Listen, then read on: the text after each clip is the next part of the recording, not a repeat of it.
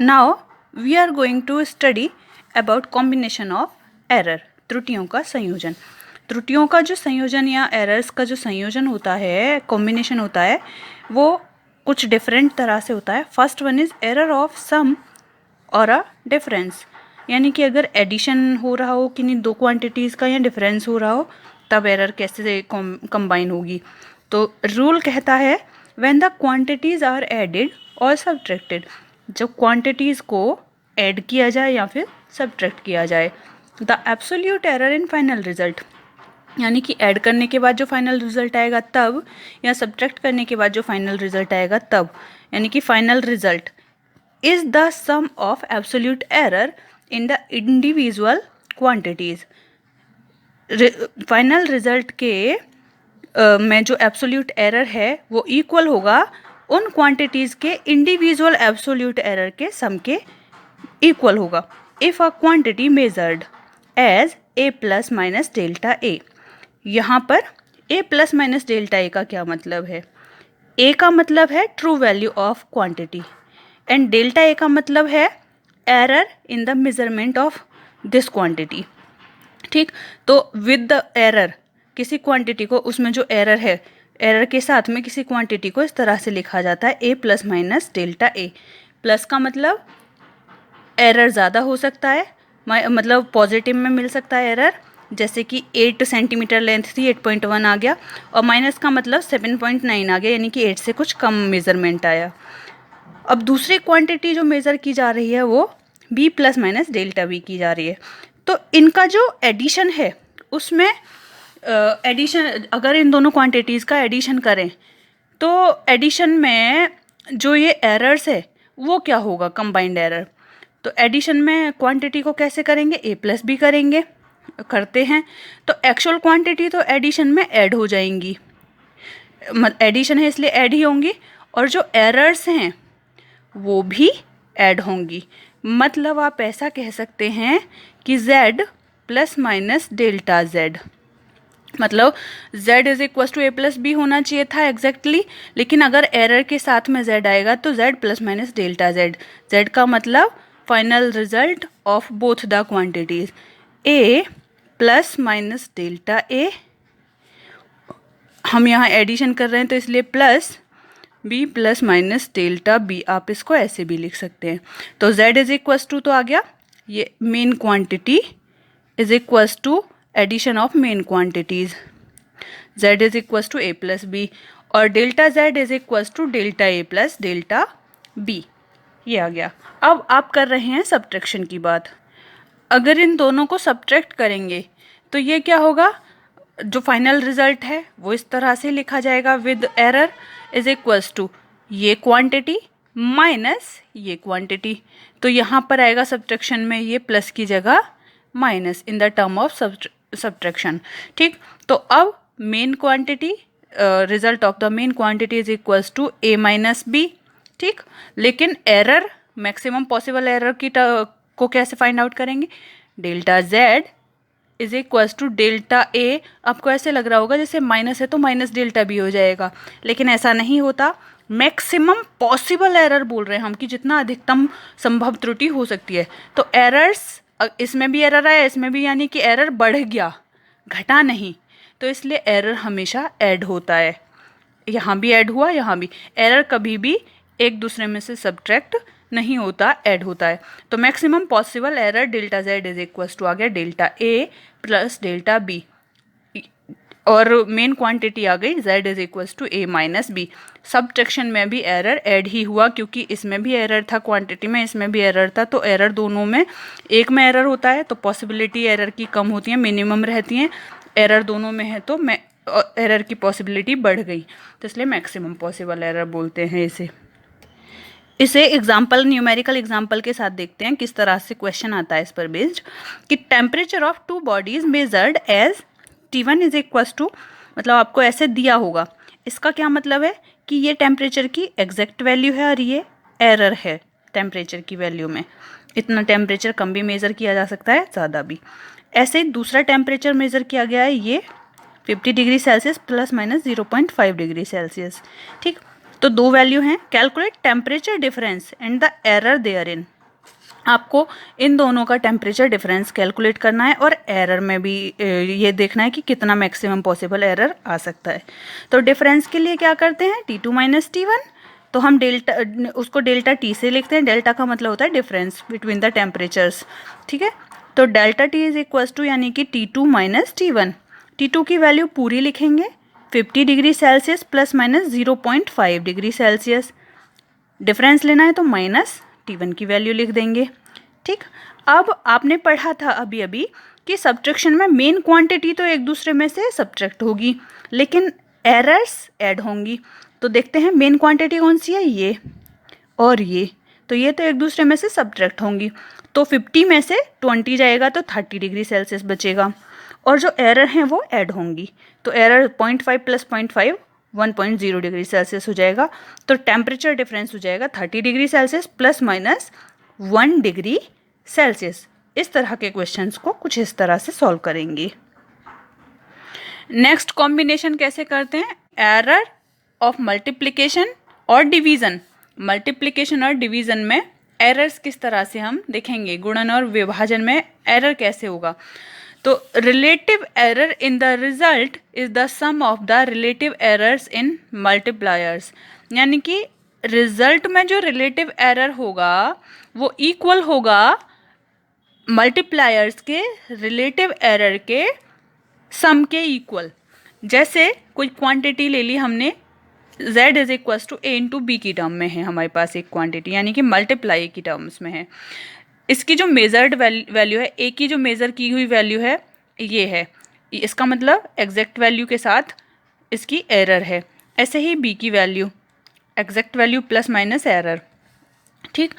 तो z is equal to आएगा, z को भी जब इन दोनों में एरर है तो रिजल्टेंट में भी एरर आएगा, यानी कि z plus minus delta z is equal to इन दोनों का मल्टीप्लाई वैल्यू पुट करेंगे, a की a प्लस डेल्टा a यहाँ पर, b की b प्लस डेल्टा b, तो ये आ गया, ठीक।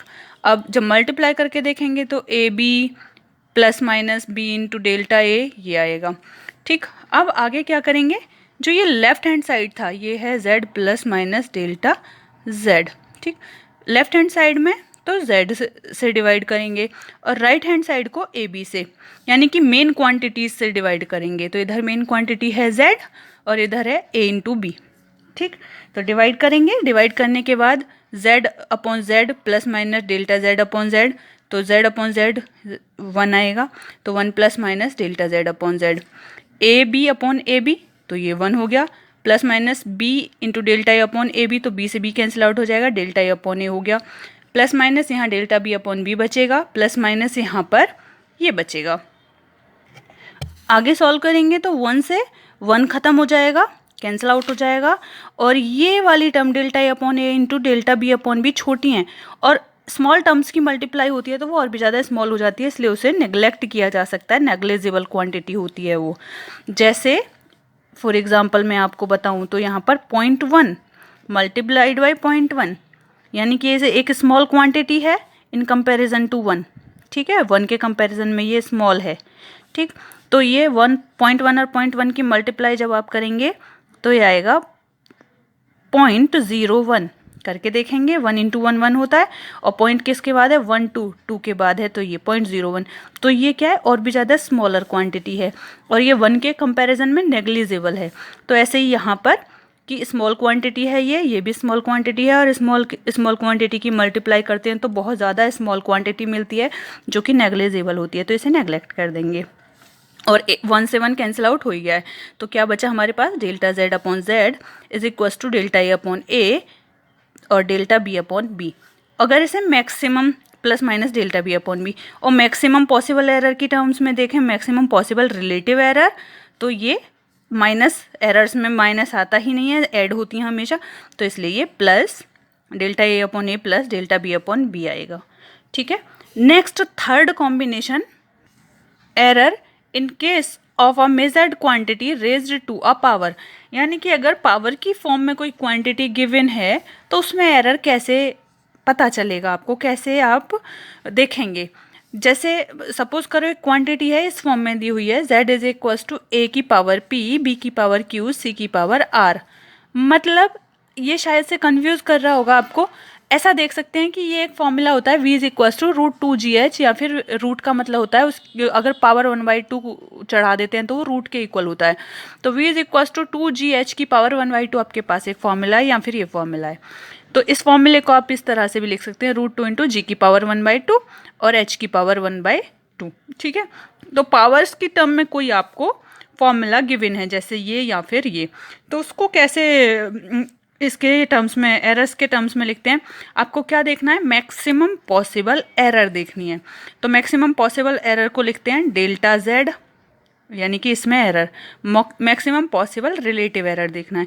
तो delta Z upon Z, modulus का मतलब होता है मैक्सिमम, इसका मतलब होता है मैक्सिमम, इक्वल्स टू, इस तरह से लिखने में पावर्स आगे आ जाती हैं इस क्वांटिटी की मल्टीप्लाई में, यानी कि जो एरर होती हैं एरर की मल्टीप्लाई में आ जाती हैं आगे। तो P आगे आ गया इंटू डेल्टा ए अपॉन ए में एरर, रिलेटिव एरर, प्लस अब B में, और मैक्सिमम पॉसिबल एरर में एरर हमेशा ऐड होती हैं, सब्सट्रैक्ट नहीं होती हैं। ठीक, plus Q into delta B upon B, plus R, इसकी पावर R है तो R आगे आ गया, डेल्टा C अपॉन C।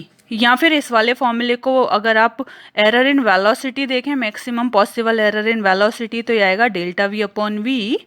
इसको मॉडुलस में आप कर सकते हैं, इक्वल्स टू, ये है रूट 2, एक कांस्टेंट टर्म है, इसमें एरर होगी नहीं, इनमें एरर होगी जो मेज़र करने वाली क्वांटिटी हैं। तो इसमें क्या होगा, पावर आगे आ जाती है 1/2 और delta G upon G into sorry plus half delta H upon H। ठीक, और अगर हमें maximum percentage error find out करना हो तो इंटू 100 और कर देंगे, परसेंटेज एरर मिल जाएगा। ठीक है, अब एक क्वेश्चन है, फाइंड द रिलेटिव एरर। यहाँ पर हमें परसेंटेज एरर नहीं फाइंड आउट करना है, रिलेटिव एरर फाइंड आउट करना है इन z। अगर z ऐसे दिया हुआ है तो अभी अभी हमने देखा था कि जिसमें एरर फाइंड आउट करते हैं वो भी रिलेटिव, तो उसको कैसे लिखते हैं, इस टर्म में। ठीक है, मैक्सिमम एक तरह से, और क्या ये पावर्स क्या हो जाती हैं, आगे आ जाती हैं, जैसे 4 into delta error in A in upon A, plus इसकी पावर फिर आगे आ जाएगी 1/3 और delta B upon B, plus ये C की पावर वैसे तो -1 रहेगी लेकिन एरर हमेशा ऐड होती है, तो 1 into delta C upon C, plus 3/2 into delta D upon D। तो ये क्या है, मैक्सिमम रिलेटिव एरर है। एक और एग्जांपल देखते हैं कि क्वेश्चन कैसे आता है हमें पेपर में सॉल्व करने के लिए। एक क्वेश्चन है हमारे पास, the period of oscillations of a simple pendulum. एक सिंपल पेंडुलम का पीरियड का फॉर्मूला इस तरह से गिवन है। इसमें एरर इन टाइम पीरियड यानी कि period of oscillation in measurement is 3%। Time period में जो मेजरमेंट में एरर है वो 3% आया, यानी कि एरर परसेंटेज में दिया हुआ है। And error in measurement in length is 2%। Length के मेजरमेंट में एरर है 2%। So what will be the maximum percentage error in measurement of value of G. यहाँ पर जी को कांस्टेंट टर्म नहीं माना है, अगर वेरिएबल माना है इसलिए इन्होंने इसमें एरर पूछ लिया। अगर कांस्टेंट मानते तो इसको ड्रॉप कर देते। ठीक है, तो यहाँ पर जी के इसमें एरर फाइंड आउट करना है। तो ये फॉर्मूला क्या है हमारे पास, t is equals to 2 root L upon G. इसको पहले फॉर्मूले को सिंप्लीफाई करें, यानी कि स्क्वायर कर दें दोनों तरफ का, तो ये आएगा 4 इंटू L अपॉन जी, रूट हट जाता है स्क्वायर में। और इसको और भी सिंप्लीफाई करें तो g इज इक्वल्स टू, क्योंकि हमें g में एरर फाइंड आउट करना है इसलिए g is equals to 4 L upon T square. 4 g को क्रॉस मल्टीप्लाई से इधर टी स्क्वायर को नीचे ले आए। ठीक है, तो ये हमारे पास g का फॉर्मूला बन गया। अब इसको एरर्स की टर्म में लिख लेते हैं form, percentage error in the value of G. तो इसे कैसे लिखेंगे, delta G upon G into 100 equals to, constant term को क्या करते हैं, ड्रॉप कर देते हैं, उसमें तो एरर लेना ही नहीं, क्योंकि कांस्टेंट को मेजर हम कर नहीं रहे हैं इसलिए एरर नहीं लेंगे। मेज़र क्या हो रहा है, लेंथ, और क्या मेज़र हो रहा है, टाइम पीरियड। तो इन दोनों में एरर आएगा, जो मेज़र किया जाता है एरर भी उसी में आता है। ठीक, तो delta L upon L into 100 plus power क्या आ जाती है आगे, delta T upon T into 100। ठीक है, delta L upon L into 100 यानी कि लेंथ में मेजरमेंट कितना दिया हुआ है हमको, लेंथ में मेजरमेंट दिया हुआ है हमको 2% और टाइम पीरियड में मेजरमेंट दिया हुआ है हमें 3%। मेजरमेंट परसेंट में देने का मतलब delta L upon L into 100 की पूरी वैल्यू दे देना, क्योंकि ये परसेंटेज में है ये वाली टर्म, इसलिए ये 100 मल्टीप्लाई होने के बाद ये परसेंटेज में आ जाती है, तो ये परसेंट में आ गया। और delta T upon T into 100 की पूरी वैल्यू ये वैल्यू यहाँ पर हम सब्सटीट्यूट करेंगे, तो हमें delta G upon G into 100 is equals to delta L upon L into 100 की वैल्यू है हमारी 2% प्लस इसकी वैल्यू है हमारी 2 इंटू ये वैल्यू, हमें ये वाली वैल्यू गिवन है, ये कितनी है 3%। ठीक, तो ये आ जाएगी 2% प्लस 3 2 ज़ार 6%। तो ये आ गया हमारा 6 और 2 8%। ठीक, तो error in the value of G is 8% आएगा। इस तरह से हम और भी क्वेश्चंस को सॉल्व करेंगे।